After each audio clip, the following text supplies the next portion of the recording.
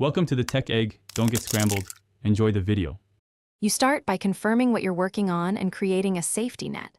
On Linux, run DFT or LSBLK to see the file system. On Windows, open Disk Management. Once done, back up any important files because timestamp changes can break caching or builds. Next, inspect a sample file. Use stat file name on Linux or getitem property in PowerShell to read attime. Make sure you note current mount options and whether fallback policies like relatime or notime are already active. You now change behavior and individual timestamps. If you want the system to stop updating access times, remount the file system.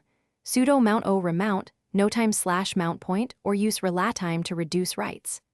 To set a file's access time immediately, run touch a file name on Linux. On Windows, use PowerShell to set last access time. For persistent defaults on ext file systems, adjust tune2fs options or, when necessary, edit timestamps directly with debugs.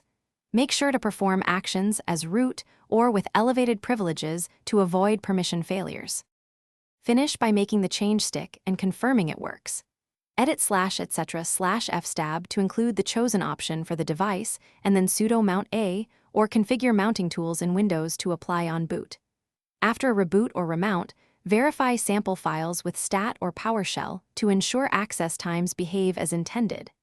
If things go wrong, make sure you check for overlay file systems, kernel-level caching, network file system semantics, and services like systemdtm files that may update timestamps unexpectedly.